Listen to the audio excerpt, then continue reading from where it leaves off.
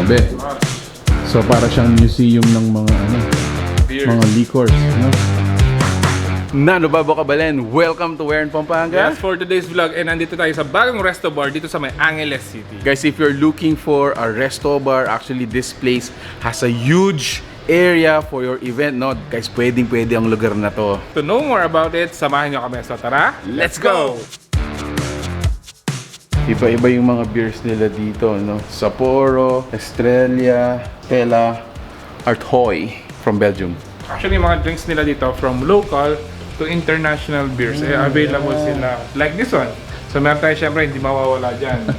Yung Malutong kabayo. Ito naman, ito naman pang international naman sila. Bago to. Paul Laner. Oh, grabe. So para siyang museum ng mga Beer. mga liquors, no? Kapag nagpunta ka dito is para ka mag-grocery ng mga iinumin mo. So kuha ka lang, then upo ka, then drink it. Yan. Hello! This is the place.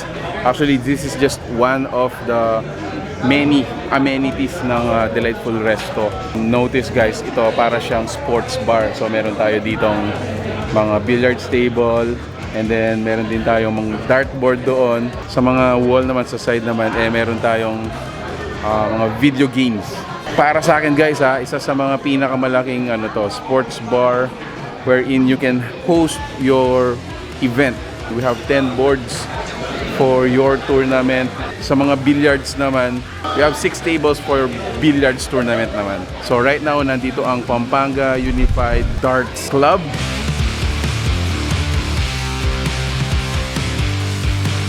They are planning to turn this place into para siyang Hard Rock Cafe, parang ganun.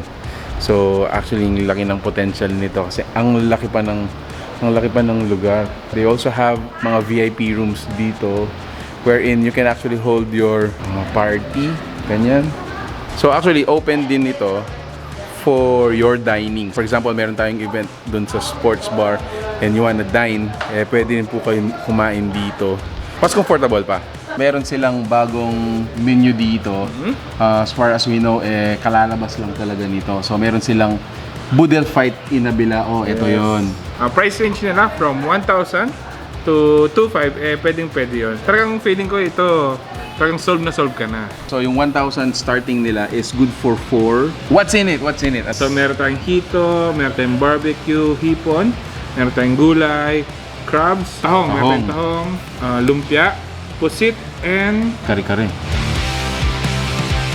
Alright, so kasama natin si Sir Jazz. Ayan. hello. Guys, nakasama na natin siya sa mga ibang vlogs. In terms of photography guys, ayan. So shoutout na namin siya. Kasama natin siya ngayon. Yes sir! Ma'am Megan, there you go. Kasama ka na sa vlog. Yes!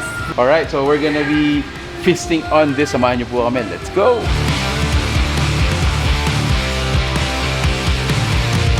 This is the second floor access. Yan.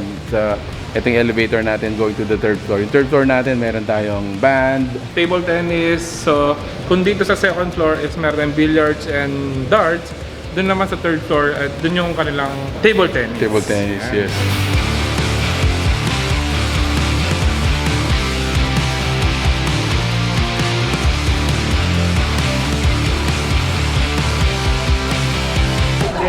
And guys, so konting trivia, actually nung college days, engineering darts club ako.